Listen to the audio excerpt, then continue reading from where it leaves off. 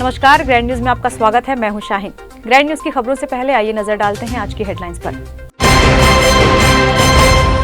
छत्तीसगढ़ के मुख्यमंत्री भूपेश बघेल अपनी साफ गोई की वजह से पूरे देश में चर्चित हैं। उन्होंने आज पत्रकारों से चर्चा करते हुए विपक्ष पर तंज कसा। कहा कि 7 बार विधायक बनने के बावजूद शहर में विकास नहीं। भिलाई नगर पालिक निगम के महापौर नीरज पाल अपने निगम क्षेत्र में सभी सुविधाएं दिलाने तत्पर हैं और बजट में लोगों को विकास व स्वच्छता से जोड़ने पर विशेष ध्यान देंगे।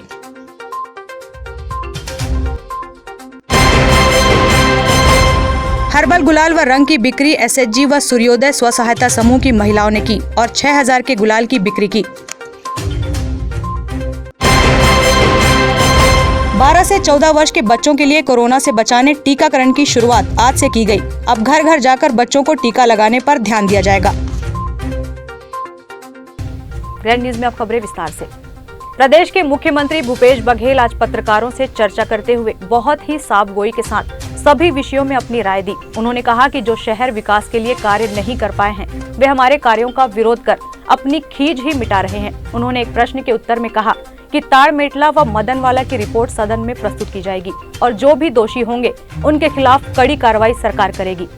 प्रदेश के मुख्यमंत्री ने पत्रकारों के सवालों का जवाब देते हुए कहा कि कश्मीर फाइल्स को टैक्स फ्री की मांग करने वाले पहले केंद्र से टैक्स फ्री करवाएं, उसके बाद हमें कहे जीएसटी लागू है, आधी राशि केंद्र को व आधा राज्य शासन को मिलता है। एक प्रश्न का जवाब देते हुए उन्होंने कहा कि गोल बाजार रायपुर की पहचान है, हम उसे सुंदर बनाने में जुटे हैं तो विपक्ष को परेशानी हो रही है। 7 बार लगातार विधायक रहे हैं और शहर के विकास में योगदान नहीं दे पाए, उसकी खींच निकाल रहे हैं। भूपेश बघेल ने पत्रकारों को बताया कि तालमेटला व मदनपुर की रिपोर्ट सदन के पटल पर रखेंगे। मुख्यमंत्री के अनुसार कपिल सिब्बल व G23 के लोग कभी चुनाव नहीं लड़े, वे चुनाव के बाद कांग्रेस को कमजोर करने में जुटे हुए हैं। हम सभी कांग्रेस जन सोनिया गांधी, राहुल गांधी, प्रियंका गांधी वाड्रा के साथ जुड़े हुए हैं, उनके वक्तव्य की निंदा करते हैं। अंत में उन्होंने कहा कि कश्मीर फाइल्स खने आप भी चले, वहां जाकर देखने के बाद ही कुछ कहा जा सकता है। पहली बात है सब पत्रकारों को कश्मीर फाइल पिक्चर देखने के आपको आमंत्रित करता हूं। मैं विधानसभा में विधायकों को भी आमंत्रित किया हूँ। 8 बजे पीवीआर में आप सब आमंत्रित हैं। विपक्ष पिछले 2-3 दिनों से इसको टैक्स फ्री करने की मांग कर रहा है, इस पे क्या? टैक्स फ्री चूँकि जीएसटी लागू है, जीएसटी में उसका आधा राशि राज्य सरकार का और आधा केंद्र सरकार का। तो मैं तो प्रधानमंत्री से मांग करता हूँ कि पूरे देश में इसको टैक्स फ्री कर दें। तो केंद्र सरकार तो पहले करे तो राज्य सरकार तो अपने आप कर देंगे, तो पहले उनको करना चाहिए। दूसरी बात यह है कि अभी ताड़मेटला का और मदनवाड़ा का रिपोर्ट एक्शन टेकन रिपोर्ट के साथ मैंने पटल पे रखा है और लगातार अभी जितने भी आयोग बैठे थे सबकी रिपोर्ट भी विधानसभा में प्रस्तुत कर रहे हैं। देखिए, लगातार अभी कपिल सिब्बल वगैरह जो बयान आए हैं, चुनाव में कभी जाते नहीं, मेहनत तो करना नहीं है, पसीना बहाना नहीं है और उसके बाद केवल बयानबाजी करना, तो ये कांग्रेस को कमज़ोर करने वाली बात है। जहाँ तक कि सोनिया जी, राहुल जी, प्रियंका जी की बात है, अपनी जिम्मेदारी को समझते हुए तत्काल CWC की मीटिंग उन्होंने आहूत की और अपने विचार भी उन्होंने रखे।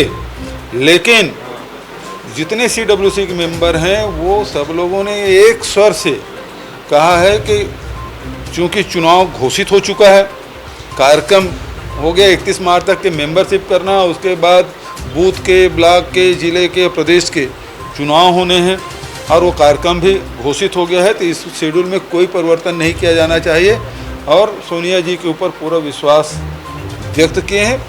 हम सब सोनिया जी, राहुल जी, प्रियंका जी के साथ हैं। जो लोग इस प्रकार के बयान दे रहे हैं वो कांग्रेस को कमज़ोर करने के लिए कर रहे हैं। तो बेहद दुर्भाग्यजनक बात है कि चुनाव के समय बिल्कुल मौन, एक बयान उनका नहीं आता और चुनाव जैसे समाप्त होता है तो तुरंत वो बयानबाजी शुरू कर देते हैं, जिसकी मैं निंदा करता हूँ। ये टैक्स फ्री करने की मांग कर रहा है, इस पे क्या? टैक्स फ्री चूँकि जीएसटी लागू है, जीएसटी में उसका आधा राशि राज्य सरकार का और आधा केंद्र सरकार का। तो मैं तो प्रधानमंत्री से मांग करता हूँ कि पूरे देश में इसको टैक्स फ्री कर दे।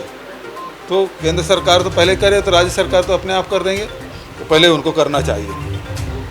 दूसरी बात यह है कि अभी ताड़मेटला का और मदनवाड़ा का रिपोर्ट एक्शन टेकन रिपोर्ट के साथ मैंने पटल पे रखा है और लगातार अभी जितने भी आयोग बैठे थे सबकी रिपोर्ट भी विधानसभा में प्रस्तुत कर रहे हैं। सर ये तत्कालीन आईजी देखिए ये तो कुछ कर नहीं पाए। इतने साल तक के शहर के मंत्री रहे और 6-6, 7-7 बार मंत्री यहाँ से मतलब विधायक चुन के गए, लेकिन शहर के विकास के लिए कुछ भी इन लोगों से सूझा नहीं। गोल बाज़ार हमारा गौरव है, सबसे पुराना बाज़ार गोल बाज़ार है, लेकिन इतने भीड़ वहाँ बढ़ गई है तो वहाँ जो व्यापारी है उनको भी परेशानी हो रही है, जो खरीदार है उनको भी परेशानी हो रही है। उसको सुव्यवस्थित करने की बात है। वहाँ के व्यापारी मुझसे मिलने आए थे और सब बात उन्होंने कही और इसलिए राज्य सरकार ने नगर निगम को दिया। अब वो कहते हैं उसको भी दो, तो ये तो कुछ कर नहीं पाए। दूसरा जो करने वाले उस पर अड़ंगा डालने का काम, तो इनका काम तो रोड़ा ही अटकाना ही है। बात नहीं करूँगा मैं, वहाँ कैमरा लेकर आइएगा, पिक्चर भी देखेंगे आप साथ में और उसके बाद रिएक्शन भी लेंगे। हाँ, उसमें देखेंगे कि घटना कैसे घटी, किसके कार्यकाल में घटी, कौन इसके लिए जिम्मेदार है और क्या कर रहे हैं, देखने के बाद ही करेंगे।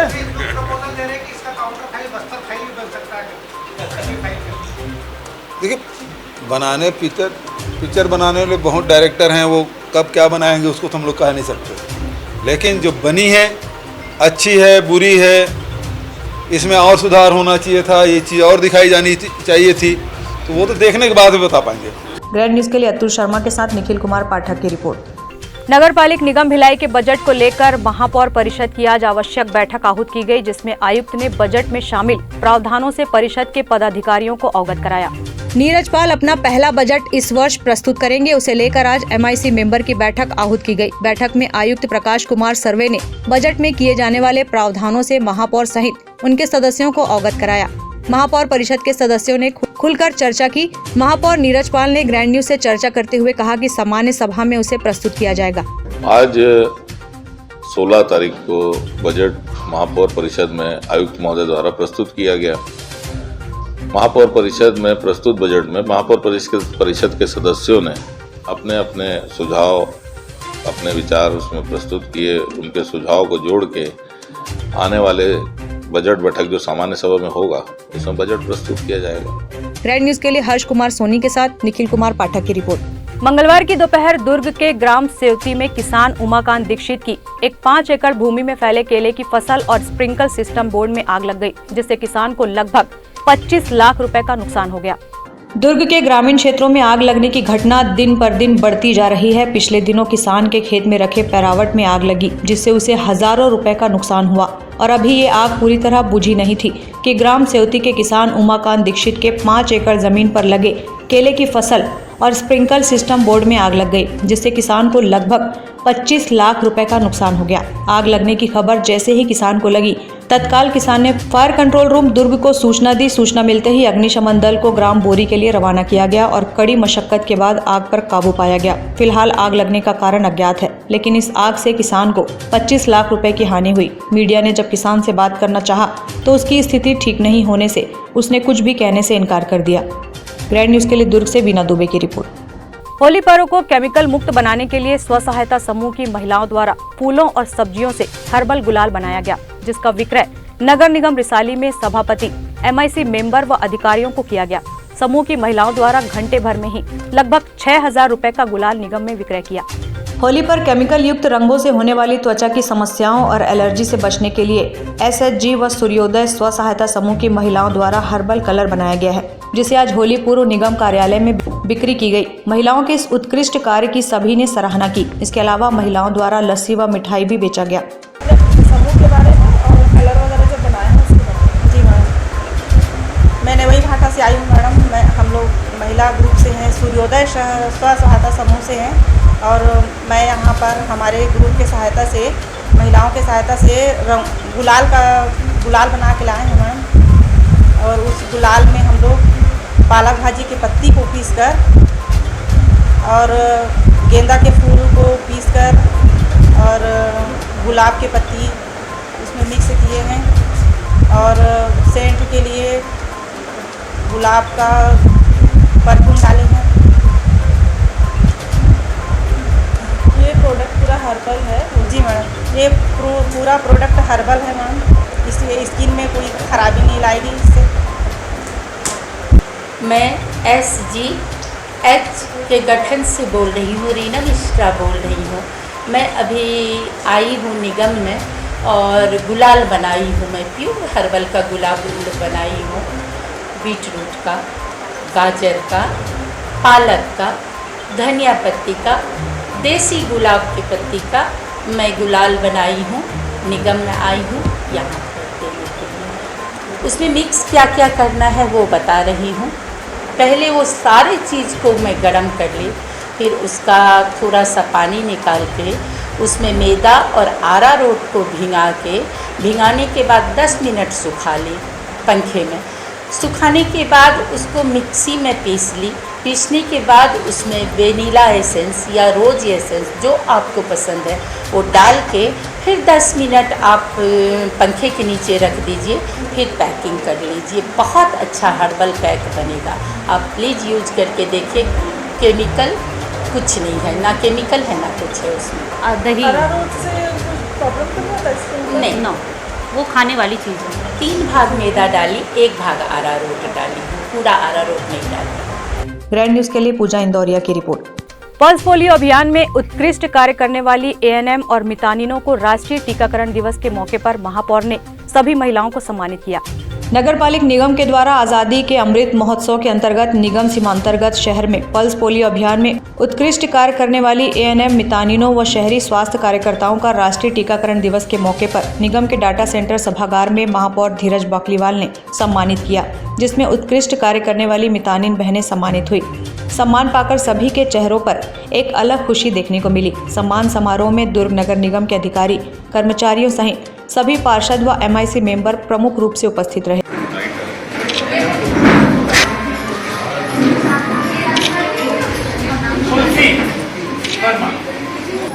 हमारे बीच में इसके बाद प्रियंका बोलकर लक्ष्मी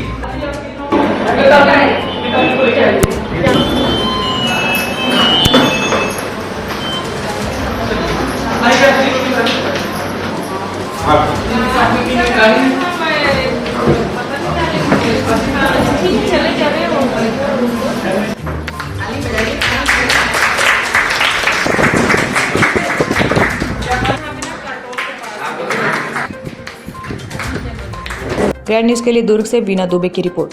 वक्त है एक ब्रेक का, आप देखते रहिए ग्रैंड न्यूज।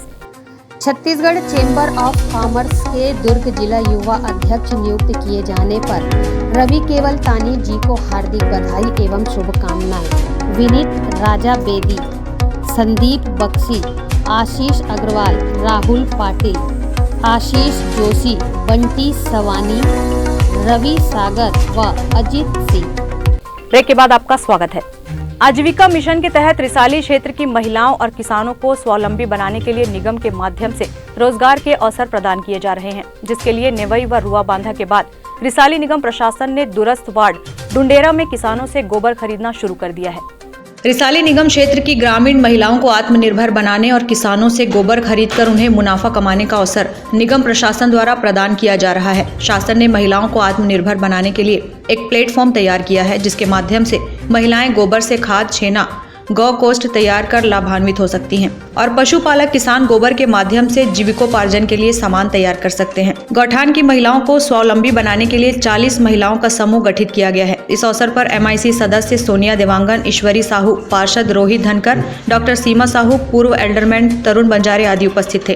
ग्रैंड न्यूज के लिए पूजा इंदौरिया की रिपोर्ट। 15 से 18 वर्ष के किशोरों के टीकाकरण के बाद अब पूरे देश में 12 से 14 वर्ष तक के बच्चों को कोरोना संक्रमण से बचने वैक्सीन लगाई जा रही है। टीकाकरण की शुरुआत 16 मार्च बुधवार से कर दी गई है और स्कूली बच्चों का टीकाकरण किया जा रहा है। वर्तमान में होली त्योहार को देखते हुए टीकाकरण में विलम्ब हो रहा है, लेकिन होली के बाद स्कूल में पढ़ने वाले बच्चों व स्कूल त्याग चुके सभी बच्चों का टीकाकरण करना अनिवार्य है। टीकाकरण को लेकर CMHO डॉक्टर JP मेश्राम ने अपील की है कि कोरोना संक्रमण से बचने सभी को वैक्सीन लगवाना जरूरी है और माता पिता स्वस्फूर्त अपने बच्चों को लेकर वैक्सीन लगवाने सेंटर पहुंचे। आज 12 से 14 वर्ष के जो बच्चे थे जिसका वैक्सीनेशन के लिए हमने आज जिला चिकित्सालय दुर्ग में औपचारिक शुरुआत कर दी है और महापौर जी आए थे और उन्होंने इसका उद्घाटन कर दिया है। ये जो बच्चे हैं ये वैक्सीनेशन के लिए वंचित थे, इसके लिए गवर्नमेंट ऑफ इंडिया से और छत्तीसगढ़ शासन से हमें निर्देश मिले थे और हमारे पास वैक्सीन भी आ गई है और वैक्सीन का हमने लगाना भी शुरू कर दिया है। अब इसके आगे का यह है कि हम अब इसे व्यापक रूप से धीरे धीरे निचले स्तर पे CSC में भी इसको लगवाएंगे। अभी होली के बाद इसका व्यापक रूप से सभी जगह लगाया जाएगा। अभी जिला चिकित्सालय में ये लगेगा, जिला चिकित्सालय में इसकी सुविधा रखी गई है। अभी हमें निर्देश यही प्राप्त हुए हैं कि अभी जिला चिकित्सालय में इसे किया जाना है। सर लगभग कितने बच्चों का टारगेट रखा गया है दुर्ग जिले में?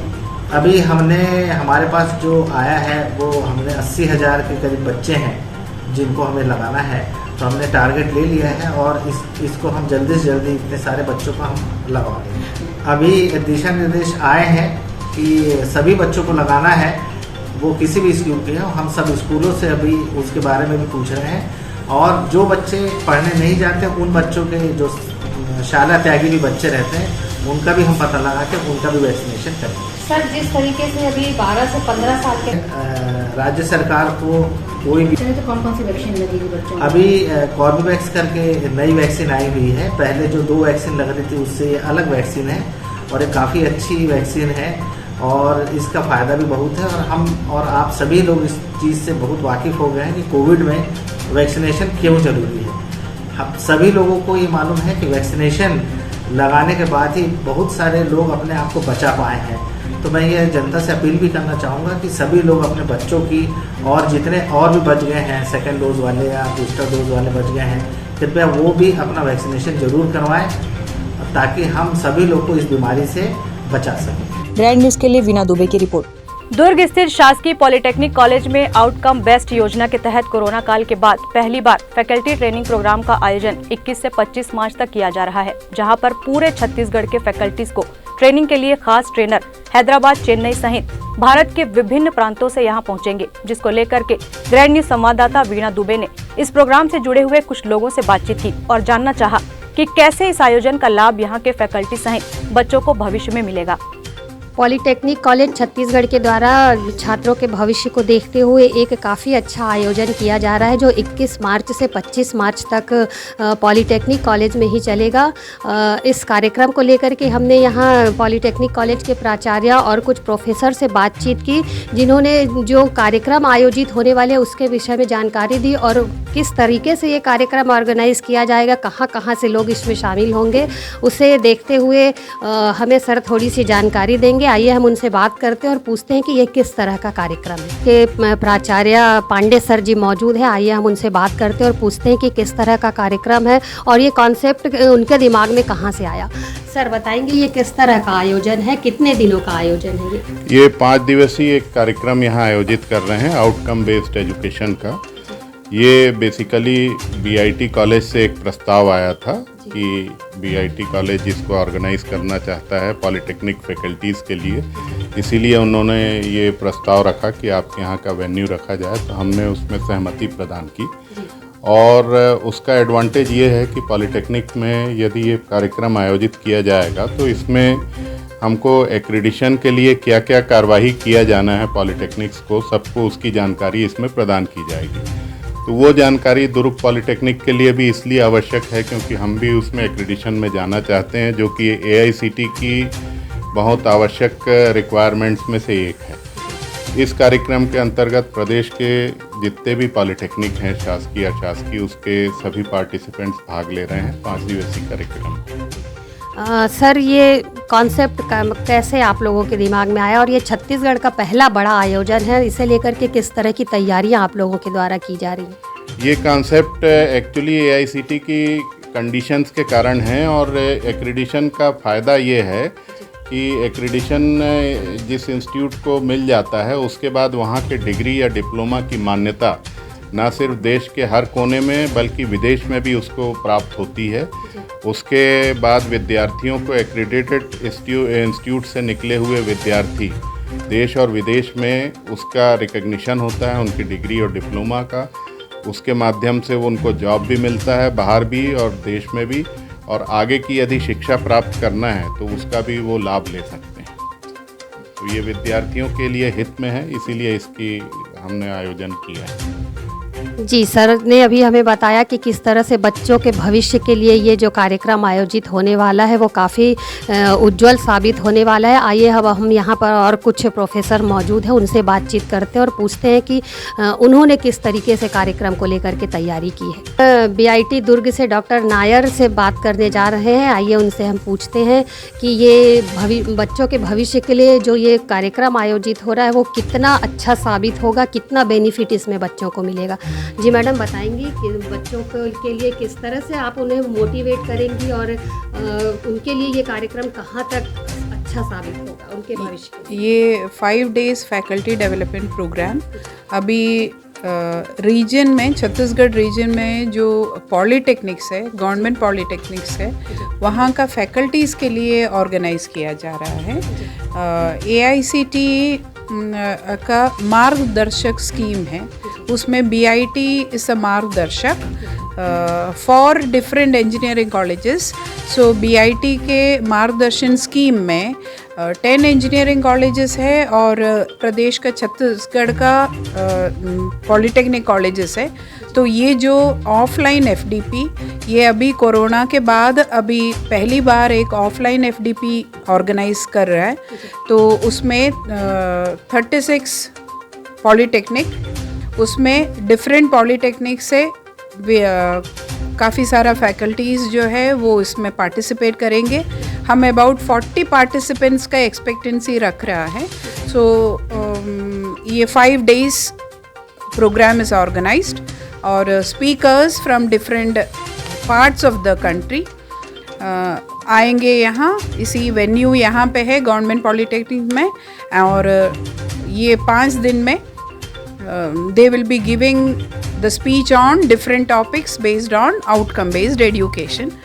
जो भी पार्टिसिपेंट्स है, जो भी फैकल्टी इसमें पार्टिसिपेट कर रहा है, of course they will be benefited, knowledge information increase होगा, एनहांसमेंट ऑफ नॉलेज होगा, and of course this will be beneficial to the faculties benefited होगा तो automatically the students also will be benefited. अभी हमने doctor Durg polytechnic college की doctor Nair madam से बातचीत की। उन्होंने काफ़ी अच्छी जानकारी दी और उन्होंने BIT पॉलीटेक्निक कॉलेज की, और उन्होंने बताया कि किस तरह से ये कार्यक्रम जो है वो बच्चों के लिए आगे उनके भविष्य के लिए कितना अच्छा साबित होगा। अब हमारे साथ BIT कॉलेज के प्रोफेसर डॉक्टर नागेंद्र त्रिपाठी जी मौजूद हैं। आइए हम उनसे बात करते हैं और पूछते हैं कि इस कार्यक्रम में कहाँ से लोग शामिल होंगे और किस तरह से बच्चों को मोटिवेट करेंगे, और ये भी जानेंगे कि जो ये कार्यक्रम है उसका बेनिफिट बच्चों को यहाँ ही मिलेगा या इसकी शुरुआत या इसका फ़ायदा उन्हें विदेशों में भी मिलेगा। सर, आपका कार्यक्रम स्वागत है जी। आप बताएंगे कि जो भी कार्यक्रम जो हो रहा है किस तरीके से बच्चों के लिए वो उज्ज्वल साबित होगा और इसका लाभ बच्चों को कहाँ मिलेगा। इस कार्यक्रम में कुल 36 पॉलीटेक्निक कॉलेज से कुल 40 प्रतिभागी आ रहे हैं, जो प्रदेश के विभिन्न क्षेत्रों से आ रहे हैं। धमतरी, महासमुंद, जगदलपुर, बलौदा बाजार, अंबिकापुर, सभी क्षेत्रों से आ रहे हैं। और इस आउटकम बेस्ड एजुकेशन सिस्टम पे जो हमारा ये फैकल्टी डेवलपमेंट प्रोग्राम हो रहा है, इससे बच्चों को बहुत ही फ़ायदा होने वाला है। उनकी शुरुआत एजुकेशन से होगी, और एजुकेशन में जो ट्रांसपेरेंसी की ज़रूरत थी हमको, तो अब सिर्फ बच्चे अपना मार्कशीट ही नहीं जो कि उनको एनुअली मिलता था, अब हर टेस्ट की भी नंबर्स उनको दिखेंगे और उनको ये दिखेगा कि वो कहाँ पे पीछे हैं या पिछड़ रहे हैं। इसकी सतत मॉनिटरिंग की जाएगी, कंटिन्यूस मॉनिटरिंग जिसको हम कहते हैं। और इस कंटिन्यूस मॉनिटरिंग और फीडबैक से हम बच्चों के इंडिविजुअल एक बच्चे को ध्यान दे करके उनका परफॉर्मेंस इंक्रीज़ कर सकते हैं।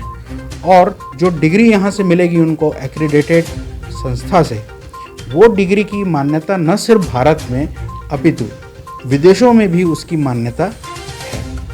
इसके लिए उनको दूसरा कॉम्पिटिटिव एग्ज़ाम या इक्विवेलेंस एग्ज़ाम देने की ज़रूरत नहीं पड़ेगी। इस तरीके से हम कह सकते हैं कि यह आउटकम बेस्ड एजुकेशन सिस्टम हमारे गवर्नमेंट पॉलिटेक्निक्स और सभी संस्थाओं के लिए बहुत ही उपयोगी है।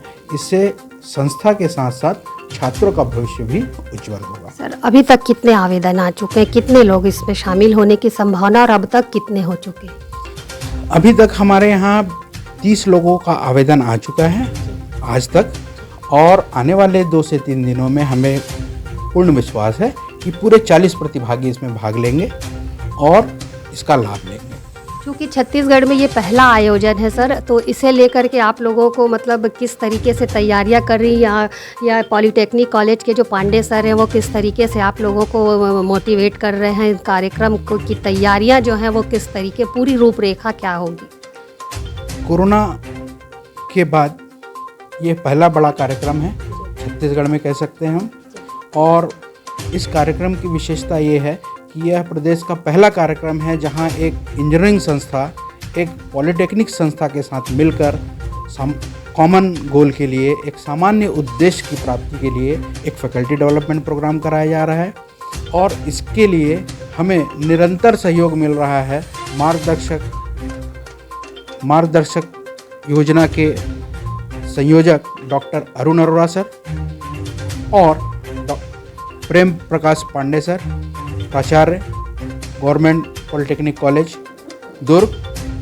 इनका सतत हमें मोटिवेशन मिल रहा है और इन्होंने हर तरीके से सुविधाएं यहाँ पे प्रदान की है, और जो बाहर से प्रतिभागी आएंगे उनके रुकने ठहरने सब की व्यवस्था बहुत ही सुचारू ढंग से की गई है।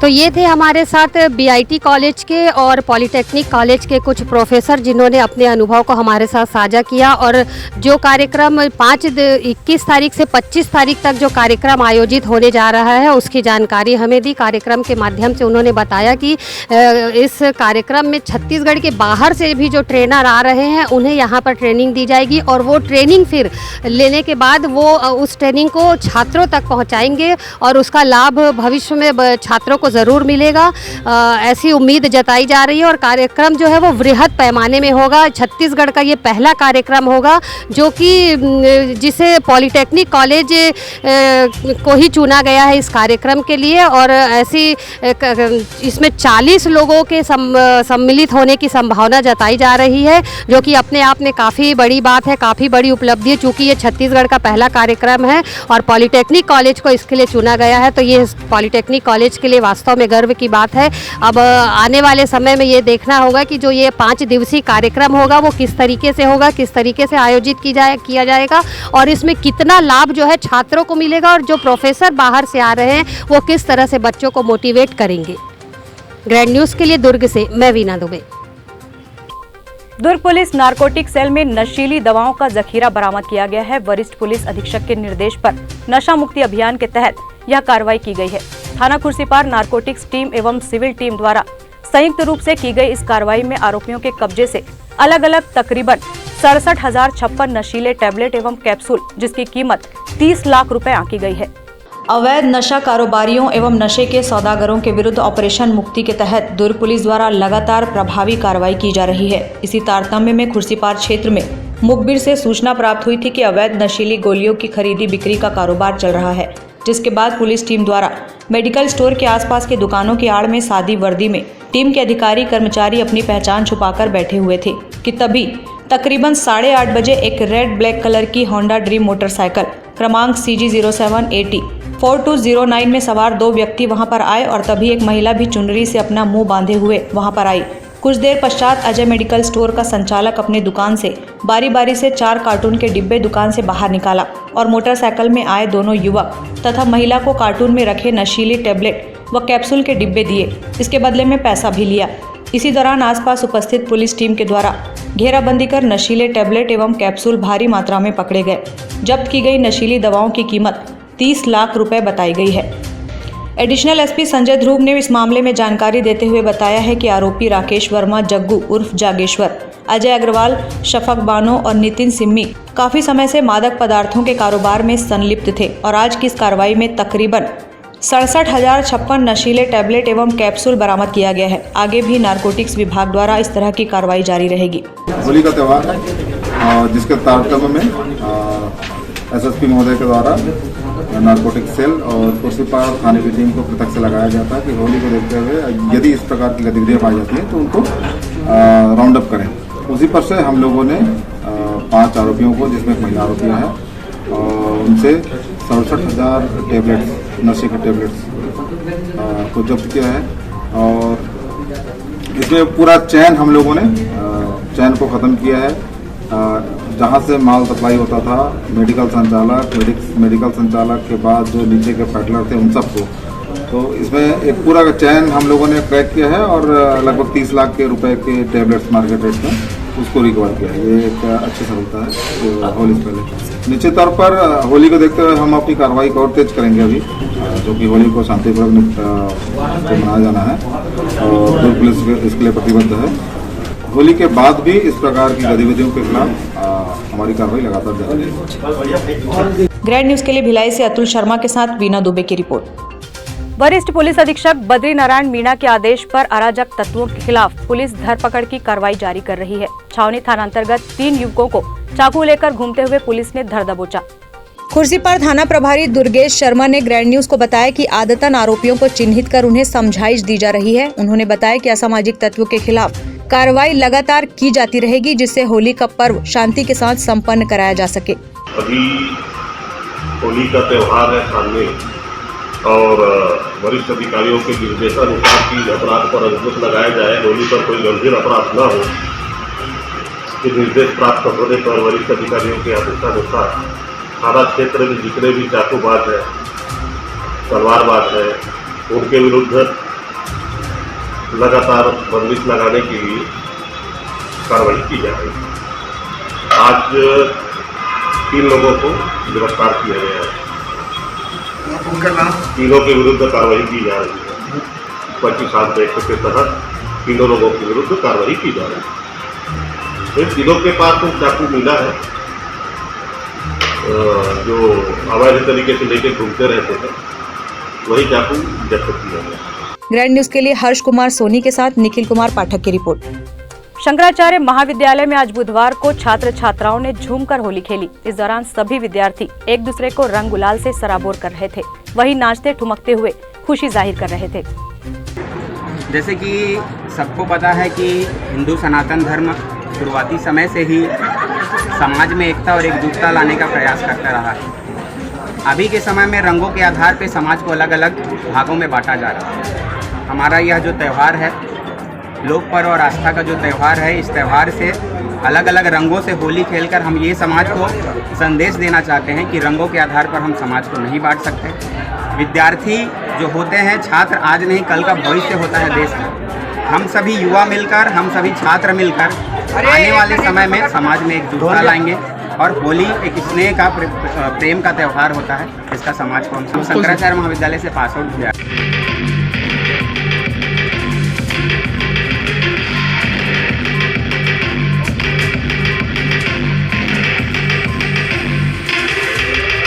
हम लोगों का एक छात्रों का एक समूह और एक संगठन बना हुआ है टीम प्रतिभा के नाम से, जिसमें शंकराचार्य महाविद्यालय के पूर्व छात्र संघ अध्यक्ष रोहन सिंह, भूतपूर्व छात्र संघ अध्यक्ष मैं सौरभ जायसवाल और छात्र संघ के कुछ पदाधिकारी कन्वर पाल सिंह और ऐसे टीम प्रतिभा के सारे मेंबर्स मिलकर प्रोग्राम को ऑर्गेनाइज किया।